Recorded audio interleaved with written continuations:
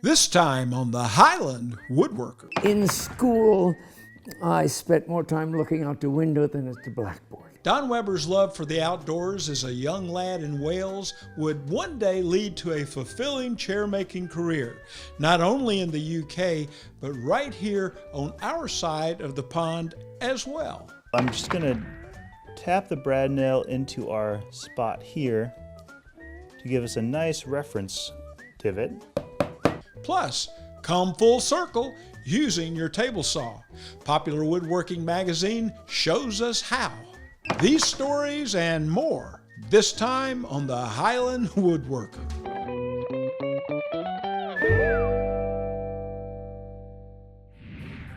Hello, I'm Charles Brock and I'm a Highland Woodworker. I just love coming to Highland Woodworking in Atlanta, Georgia.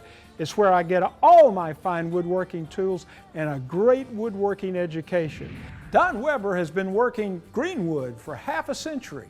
He learned the ins and outs of the craft in the woodlands of Wales and then took the tradition back to the States. Before long, he was making quite a name for himself, turning logs into Welsh stick chairs. You're in for a real treat as we introduce to you Don Weber in our Moment with a Master. I'm so thrilled to be with you in Paint Lick, Kentucky. Huge place. And this is your home?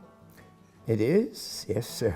Your shop, and it's just wonderful. This is like walking into a chair maker's dream here. Also, a canoe maker's dream, as we have canoes hanging from the ceiling and in progress. You are a real treasure. I want to know what inspired this treasure. Tell us, where did you come from and how did you get here? Well, I was born in the States, but I grew up in Wales, in a crossroads village called Llandrindid, Wales. And I was always an outdoor sort of person. I spent most of my free time out in the woodlands, walking along streams, fishing and watching wildlife and that sort of thing. So in school, I spent more time looking out the window than at the blackboard, you know, because I wanted to be out there. And in Britain, there are a group of, a society of woodland craftsmen that were still using the native materials right from the woods, not from a timber yard. Wow. And I was inspired to not only do woodworking, I apprenticed out as a turner. I learned the trade of working at a lathe. And when I traveled, my old dad made me a toolkit so that I could mend broken chairs and pay for my journeys. We didn't have much money. It was the way of, you know, my being able to travel and experience the world.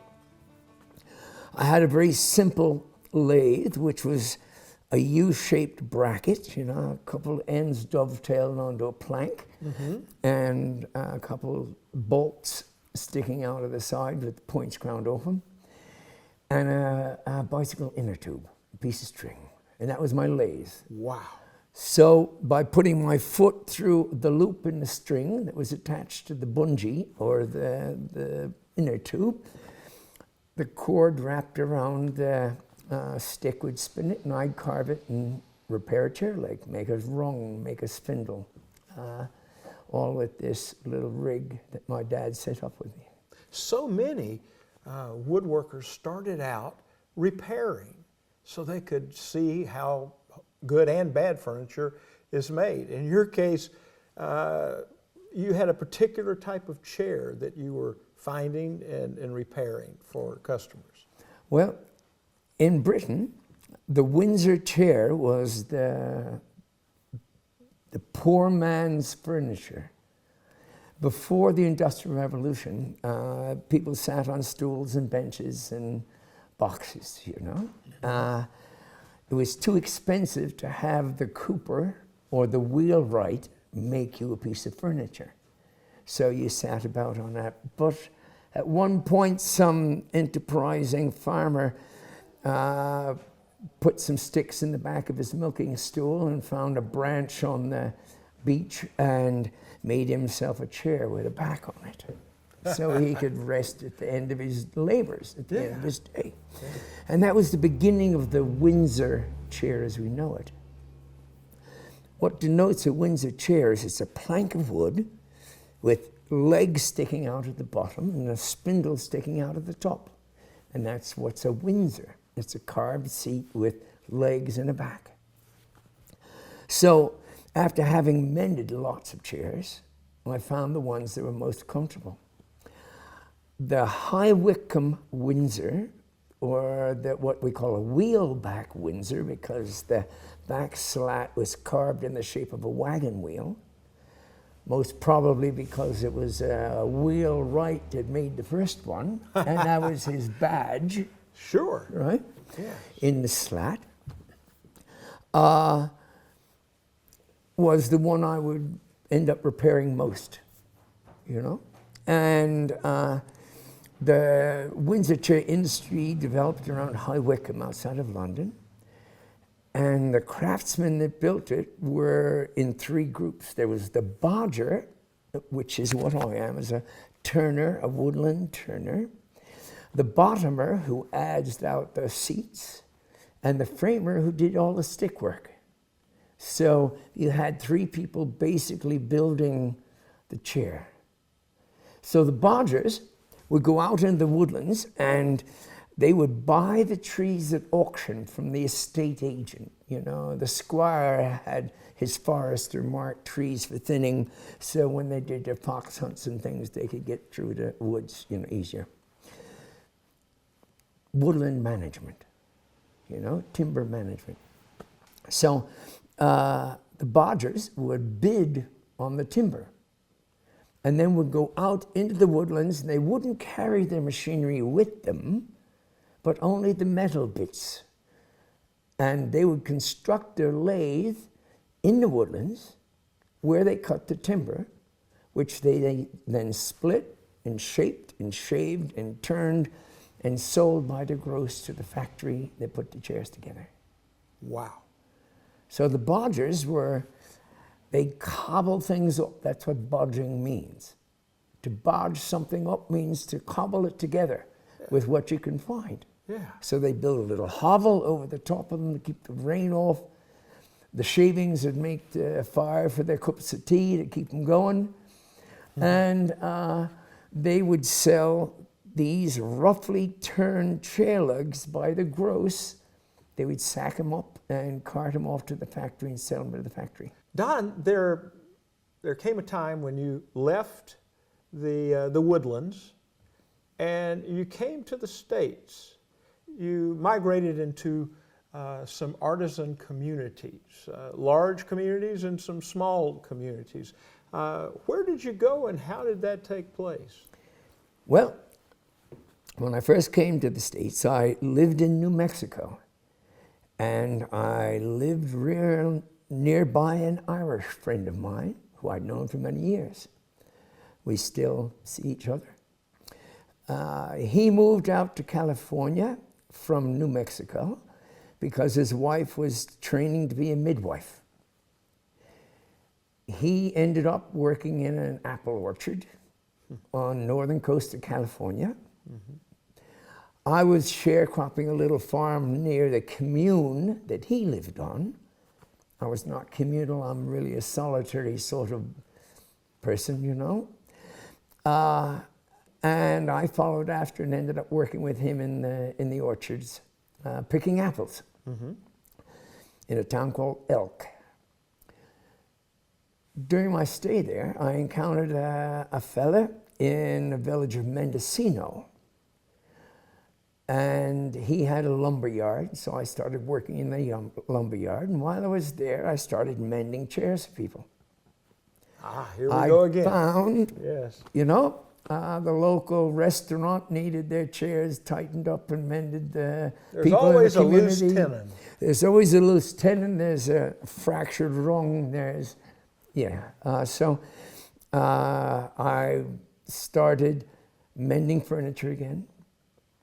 And then, considering my background and my inclination to follow these woodland craftsmen, these artisans who worked in the woodlands, I began making this particular chair, the Welsh stick chair and the Windsors.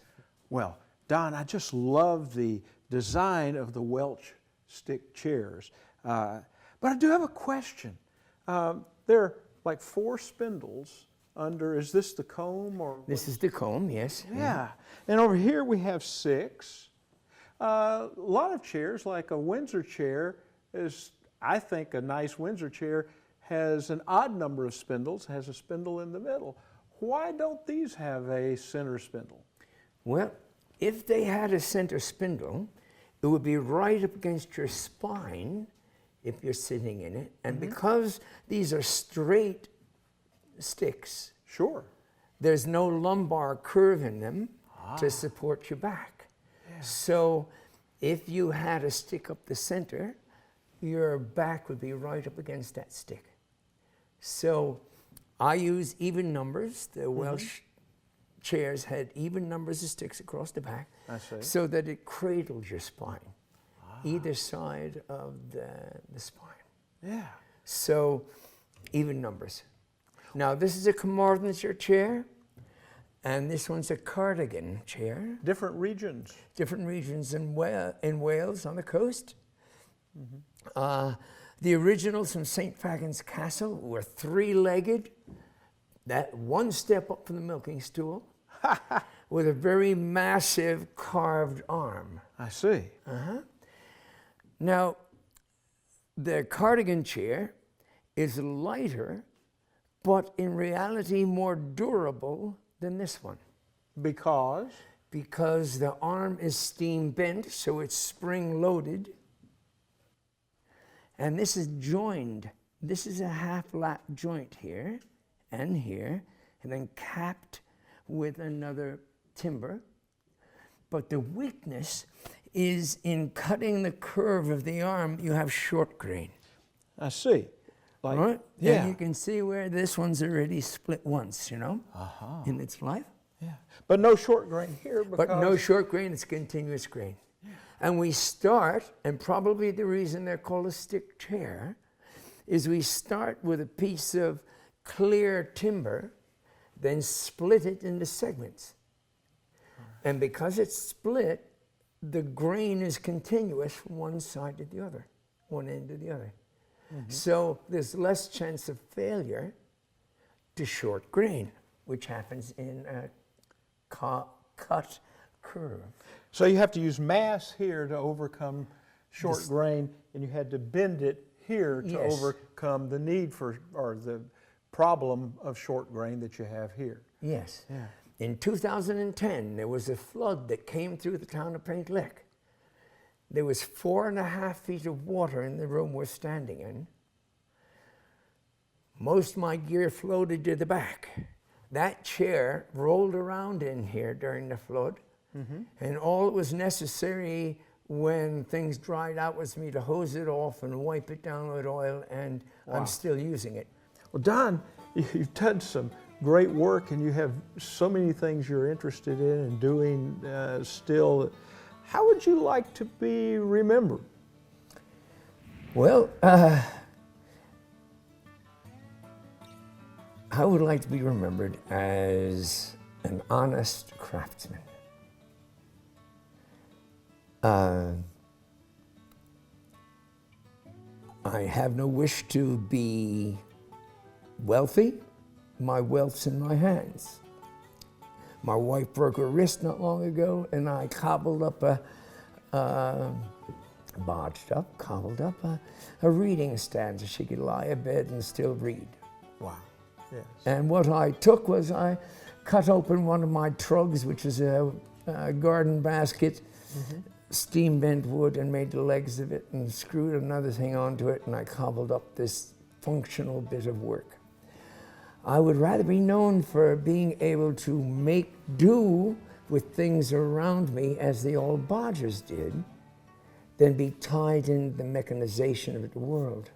So I'm a real Luddite when it comes to the technological age. You know, I'm a Bodger still. Yeah?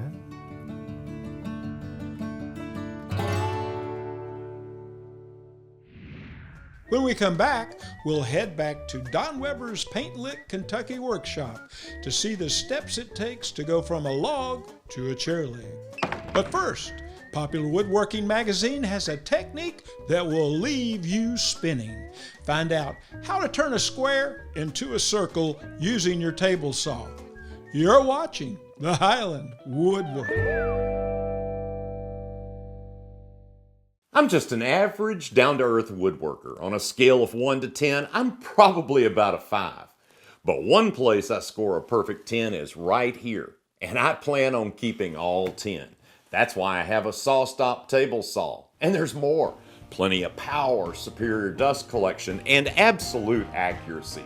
These features have made it the best-selling cabinet saw in America. Order a Saw-Stop professional cabinet saw in March or April of 2020 and choose either one of these accessories for free. That's a $249 extra value. Put a Saw-Stop in your shop.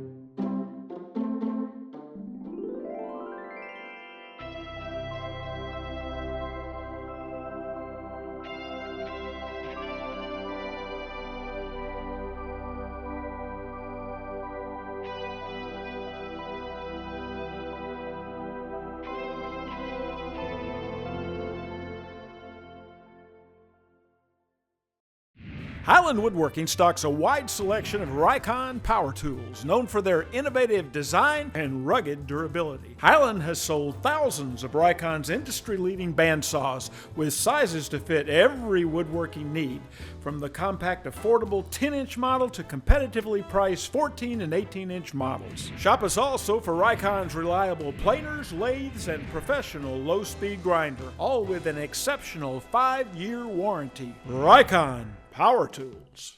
I've been using Forest products for years. You know, they're the maker of the Woodworker 2 saw blade. Gives great cuts on your table saw every time. Now I have a chop master for my miter saw. I have a dense piece of 2x2 walnut, and as you see, it cuts like butter, leaving clean cuts at 90 degrees. Forest, the cuts will make you smile every time. Highland Woodworking has been a leader in woodworking education for more than 30 years. They offer all kinds of woodworking classes year-round, ranging from how to hand-cut dovetails and mortises to how to sharpen a plane or a chisel, how to build a cabinet, a chair, or a bookcase, or how to turn a wooden bowl. There are classes on wood finishing, French polishing, and even antique furniture restoration. For a list of upcoming classes that may interest you, just look in their catalog or go to highlandwoodworking.com.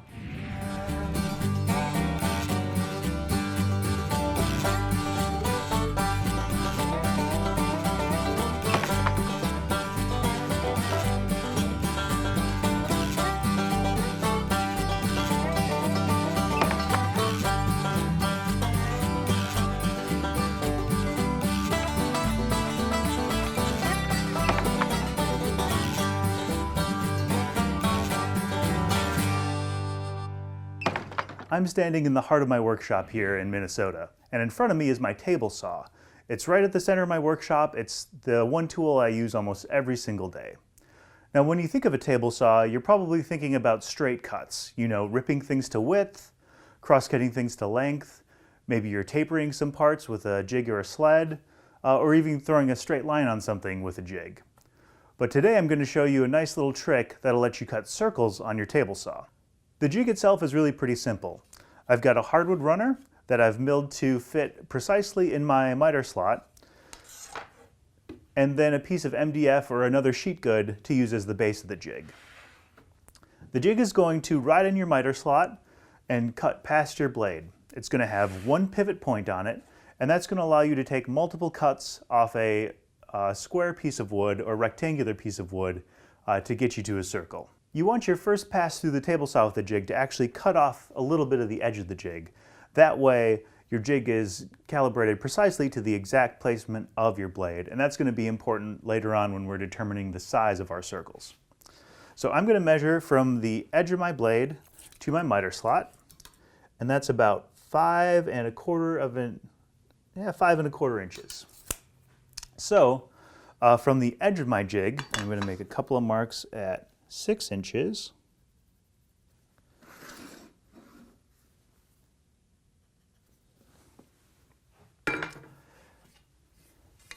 And then I'm just going to connect those lines so I've got a good reference for the edge of my runner. So then I'm going to align my runner with these 2 marks here and give myself a couple of small pilot holes.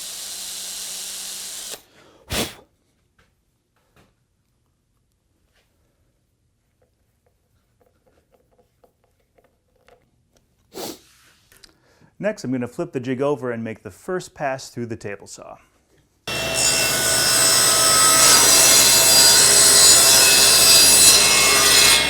The next step is to add our pivot point, and that's just going to be a finishing nail. I've got a couple pieces of 1/4 inch MDF that I want to make into about 12-inch circles, so I'm just going to find the center of these just by connecting the corners. Once we've found the center on our pieces, we'll also want to mark our pivot point on our sled. And so we know we want to make these into about 12-inch circles, so we're going to need a radius of 6 inches, and so we're going to measure over 6 inches from this new edge of our sled. I'm also going to put this mark roughly in the center of our sled here. Let's see, that's about 6 inches there. And so I'm just going to tap the brad nail into our spot here to give us a nice reference divot.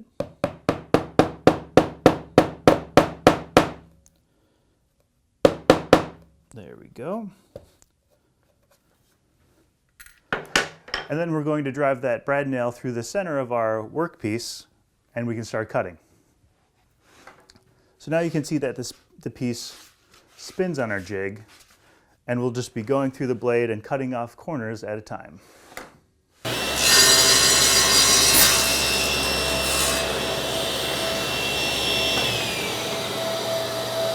Before we go too far, we're also going to need to remove the blade guard from our table saw. And that's because it has these little anti-kickback pawls back here. So it doesn't allow me to push the sled through and retract it and turn my workpiece. As always, you should only remove the guard from your table saw when you absolutely have to and it makes what you're doing unsafe. So we're going to be very careful as we're doing this, but this is one of the cases where removing the blade guard needs to happen.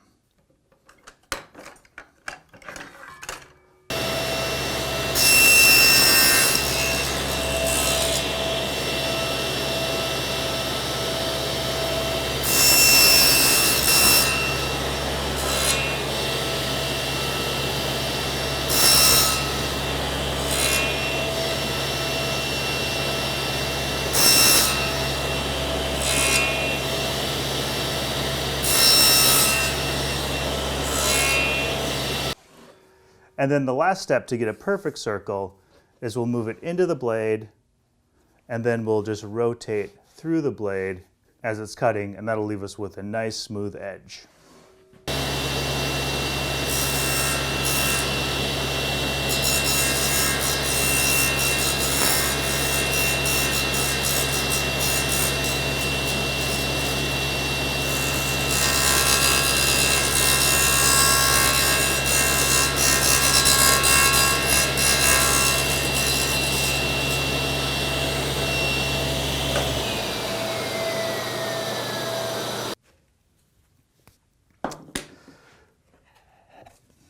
There we have it. We've got our nice 12-inch circle. Now this jig comes in really handy if you need to make wheels or a bunch of circles for a sign. I've done that a few times. But it also is expandable. So let's say you need a 36-inch circular tabletop. You can measure over 18 inches, that's your radius, and do the exact same process. Now you are limited by the height of your blade, so I'd only recommend this for material that's up to 1.5 inches, 2 inch thick if you're going slow. It's not going to replace a bandsaw for roughing out bowl blanks, but when you need to make a quick circle, all you've got is your table saw. You'll be all set. Thanks for watching. We'll see you next time. Coming up, Don Weber, Unplugged. You're watching the Highland Woodworker. Meet the Bora Centipede, the lightweight and portable workshop table that supports up to 3,000 pounds, stores in a small space for tight shops, and opens into a work table to bring your work to a comfortable height. This makes the perfect companion for your track saw. Comes with X cups and hold downs to secure your work. Upgrade your shop today. Whiteside Machine Company has been in business for over 30 years, providing customers with quality router bits. Fine Woodworking Magazine has declared Whiteside router bits best overall and best value when compared against 17 other brands. No matter the router application, they have the type and profile of carbide router bit you need. When you put a Whiteside router bit to work in your shop, it is guaranteed to make you smile. For 35 years, Lee has manufactured the world's best joinery jigs. From our award-winning dovetail jigs and mortise and tenon jigs, to newer innovations like router table jigs. Easily add strong, beautiful joinery to your woodworking pieces, like half-blind dovetails, box joints, mortise and tenon joints, and through dovetails. Lee, simply the easiest and most versatile router joinery jigs.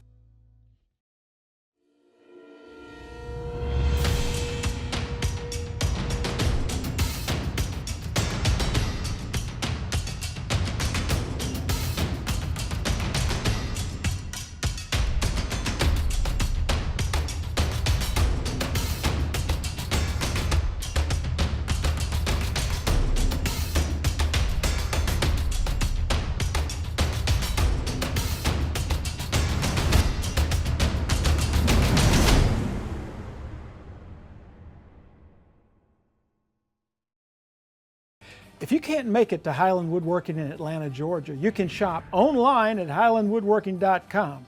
They're great at getting what you want to your shop quick. Let Highland's legendary wood slicer resaw blade help make it easy for you to get great results sawing thick lumber into thinner boards. The wood slicer is designed to cut much faster, smoother, and quieter than ordinary bandsaw blades. You'll be amazed at how smooth a surface you'll get with a wood slicer. Its variable tooth pattern greatly reduces noise and vibration. Order a wood slicer from Highland Woodworking for your bandsaw today. Well, Don, why do you have two different shave horses that, well, they look the same? Well, they're not the same. If you look at our two chairs, one has a turned leg and one has a tapered leg. Ah, yeah. Right? Yeah. Okay. The only part on that leg that's turned is the tenon that goes through the seat. I see. So here's a situation. This is a typical English style swing arm shaving horse. Right? I push with my feet on that. And you clean. It grips the wood down. I use my draw knife to take off the high spots. Okay. I would shape it with an axe first, you know? Right. But the problem is that the stick is under that head. So you can't get to the whole So you can't get to the whole thing. It's all right for a cylinder because you can turn it around under the head and do the other side of it. But you can't go against a taper with a draw knife because you're going against the grain because it's going downhill. Hence the Appalachian horse. Oh, okay. There was an old fella in Hyden, Kentucky. His name was Sherman Wooten, and he was known for rustic Appalachian-style chairs. Yeah. And the lads in Wolfe County, in Leslie County, used a horse like this, which is basically a bench dog and a swing arm. I see. All right? Yeah. So I can take a hand plane, or I can take my draw shave and go from one end to the other in a taper without running into the head. Yeah. I don't have to turn this around. I can also use a hand plane on it. Yeah, or you can chamfer the edge. Or you can chamfer the edge Right. without having to stop and turn it, because this is tapering this direction. Yeah, I see now. Makes perfectly good sense. This just grips it like bench dogs, and this one grips it over the top. Two different chairs. Two different chairs, two different necessity of clamping device. All right. So you're going to go from your shave horse here to the lathe, is that right? That's correct. So we begin the whole process by splitting the wood, using wedges and gluts to split the log into pieces. We know that cleft wood is stronger than sawn timber because it has to follow the grain. After we split it, we'll rough it with a side axe, which is beveled on only one edge. Right, it's flat in the back, and so I can trim the wood with the back of it running along the surface, and that'll give me a straight edge, a straight face. Sure. So when I put it in a shaving horse, it's going to settle properly on the bench, and I can shape it into a rough octagon and then into a cylinder. Okay. The reason we start here instead of go directly to the lathe is the body power of the lathe is your foot spinning the stock instead of a motor. No electric motor involved here, right? This was done in the woodlands. Couldn't plug in, right? So, like John Alexander's shaved chairs in a chair from a tree, use a shaving horse to grip the wood, get it roughed out, get ready for turning. And turning is for decoration. I see. So this is It's for not- sizing, preparing. This is and for then just stock decoration. removal, and this is for decoration and tenoning. All right. Right, so, draw knife, axe, head to the lathe. All right. When the old Bodgers get together in Britain every year for the annual general meeting and the Pole Lathe Turners Society, we have logged leg races. Okay. So the lads will get together in teams. One person will split for you, another one will trim with the axe, another one will shave down, and you're at the lathe. And the team that gets the leg done first is the winner of the log leg race. Are there some pints involved in that? A lot of pints. And cider when we're in Devon. There you go. Okay. All right, so the mechanics of this lathe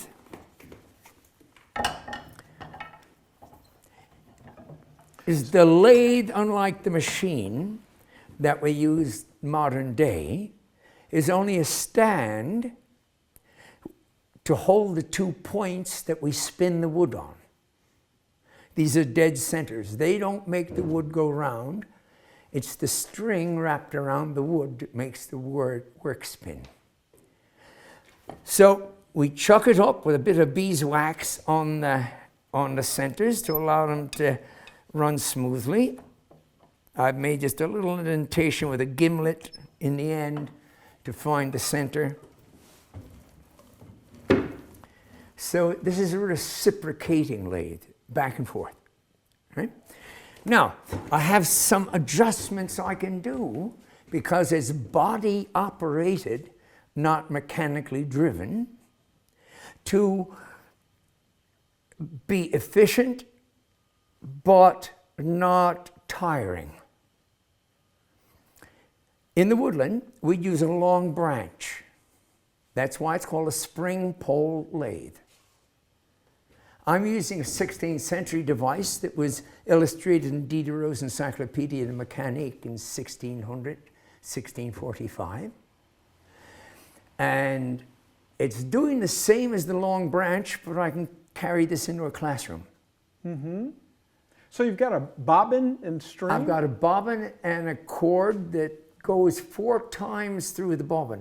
Oh, wow. So when I press down on the foot pedal, it twists the bowstring up, which is the spring action to lift the foot pedal back up again. It's not a direct connection because we need to have travel for revolutions per stroke. I see. Yes. I want to get as much out of my treadle as I can, which means more revolutions here, which means more cut per stroke. Okay. This allows me to do 2 things. One, to have more travel, right? I can get that foot pedal to go farther. If I make that longer, I can get even farther. I can take up slack on the cord, which twists this tighter, which makes this spring stronger. Okay. Right? I'm twisting this up to tighten it up to increase the spring tension. So I can adjust the amount of labor it takes for me to push that pedal down I see. to where it'll grip the wood, but strong enough to lift the treadle back up to the start of the stroke again. So that's balance, right? Yeah. If it's too strong, I wear myself out before I've got a day's work in. Sure. These fellas are turning gross of chair legs a day. That's 144 of these things. From rough timber to turned leg. This is a high Wickham chair leg. This is what I would be turning on this lathe. So I'm going to be turning this end first, then I'm going to mark out the beads, then I'm going to turn the center section, and my treadle is not attached to the floor. It's free floating, so I can move that, I'm sorry, I can move that, would you move that stick for me? I can move that cord out of harm's way so I don't cut my string. Yeah. Yeah. Right? I can so see. I can move that down by just moving the treadle. So this is reciprocating. It's back and forth. We're only cutting half the time. Right, so I'm going to get myself a little adjusted here. I'm hearing a little vibration. Just not to take the vibration out.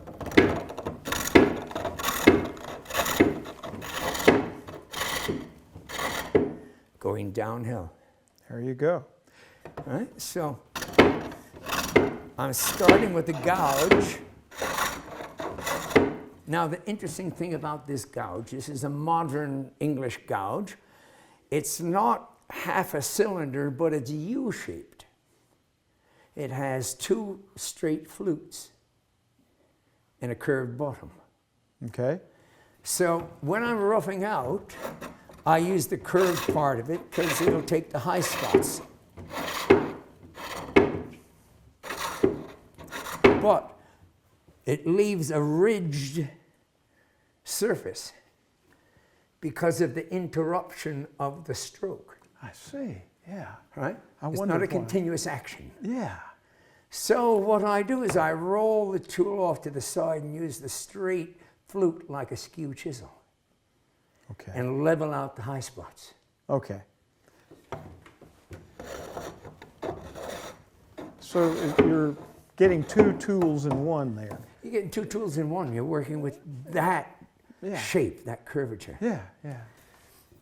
If I want to level it out, smooth, and do beadwork, I'll use a skew chisel, which was fabricated from the end of a bar clamp, Yeah. you know, a spring-loaded bar clamp, a wetzer. See, I'm not getting the grip. So I'm going to take up some tension here. I'm going to create more tension by taking a loop in that, which is going to pull more off of this, which is going to tighten this, Yeah. and give me more spring and more grip. All right. Okay.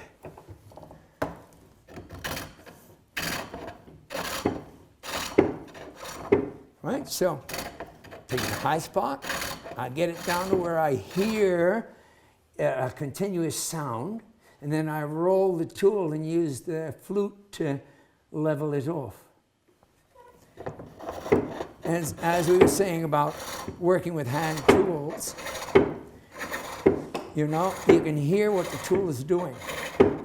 You can hear the birds singing. Right, so now we got it straightish.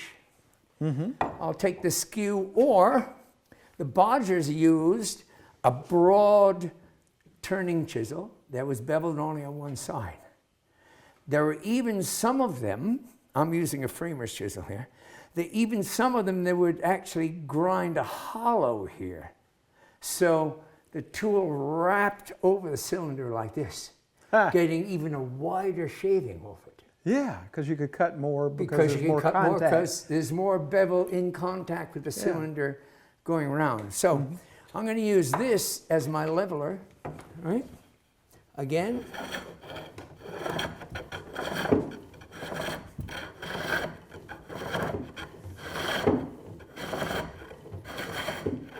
Now, as you know, with a broad chisel, we're only using the bottom half of it, right? Because you have to keep this side up off the cylinder or grab. Right, to keep from catching.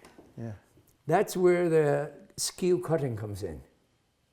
You know, we pull that chisel way over here, and we allow it to ride, that hollow grind to ride on the cylinder and support it beyond the tool rest, because unlike our modern lathe, we can't move the tool rest closer to the stock. It's true, yeah. We're limited by the poppet, which is supporting the tool rest. So we have to bridge the gap. So by having the bevel ride, you've got support. it supports, the cylinder is actually supporting the chisel, and then we can get our smooth surface. I tell you what, this is quite a setup here, and it's just wonderful to finally have somebody explain the ins and outs of using the pole lathe this way.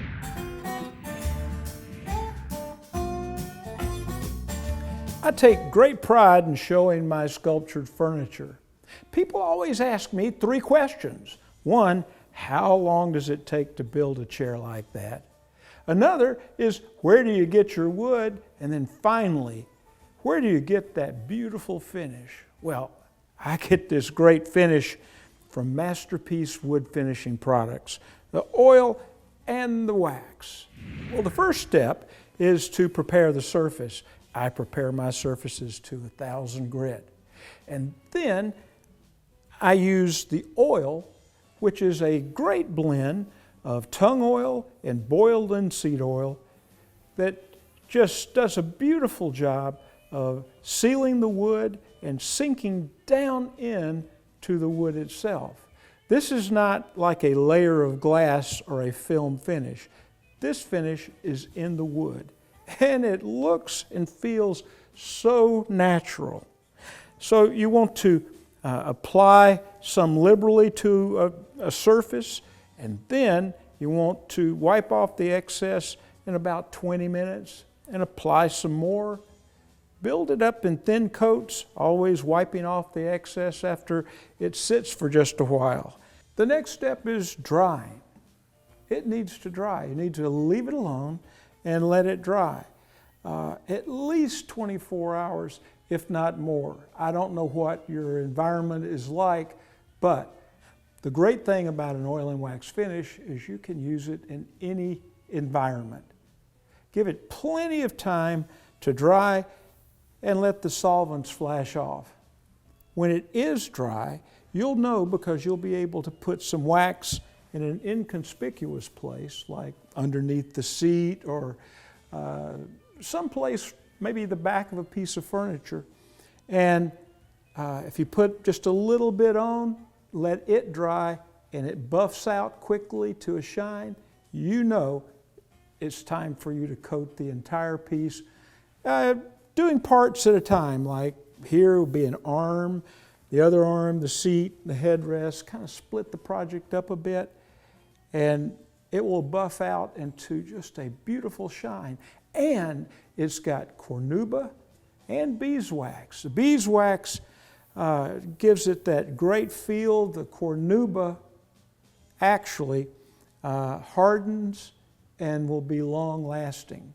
I use Masterpiece oil and wax because they have the best ingredients. The best ingredients give the best results. And remember, it's your masterpiece. Improve your woodworking experience. Sign up for Wood News Online, a monthly newsletter showcasing the latest news, tips, and classes Highland Woodworking has to offer.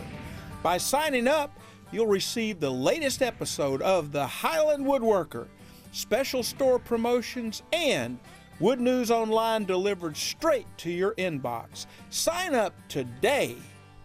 That's all the time we have for the show today. But check us out on social media and come back to see us next time on the Highland Woodworker.